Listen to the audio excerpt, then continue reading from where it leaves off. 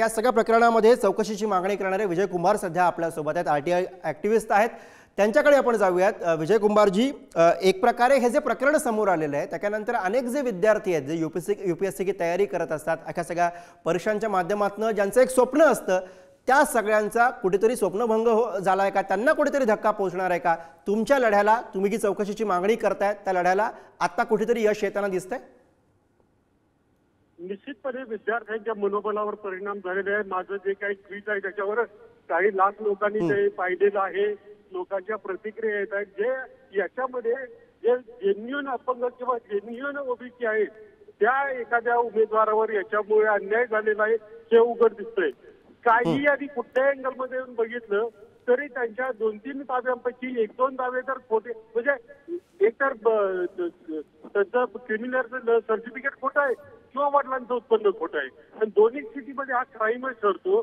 त्यांचं जे अपंगत्व दाखवलंय तेही अपंगत्व उघड्या डोळ्यांनी तरी कुठं दिसत नाही. त्या मेडिकलला हजर होतोय. त्या सगळ्या गोष्टी IAS सारख्या प्रतिष्ठित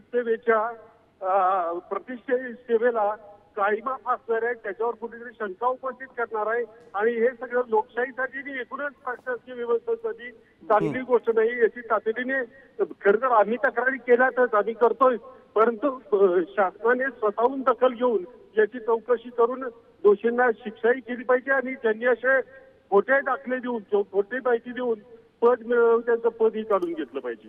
बरोबर आहे, अगदी बरोबर आहे. एक उदाहरण सेट करणं या निमित्तानं खऱ्या अर्थानं गरजेचं आहे. धन्यवाद या तुमच्या या प्रतिक्रियेसाठी. आणि आता या सगळ्यावरती वाशिमचे जिल्हाधिकारी भुवनेश्वर यांची प्रतिक्रिया येते, ती बघूया. पूजा केटकर मॅडम 2023 बॅचची IAS ऑफिसर आहे. प्रोबेशनसाठी या वाशिम जिल्ह्यामध्ये अलोकेट झालेली आहे आणि त्याने आज सकाळी रुजू झालेली आहे. आणि आपला GAD मध्ये आम्हाला ठराविक शेड्यूल आहे. प्रोबेशनरला कोणचा अटॅचमेंट करायची आहे, इंडिपेंडंट चार्जेस कधी होणार आहे, यांच्या GADचे सगळं प्रोबेशनरसाठी एकसारखी शेड्यूल असतात. त्या शेड्यूलप्रमाणे तिला ट्रेनिंग द्यायला आम्ही तयार आहोत.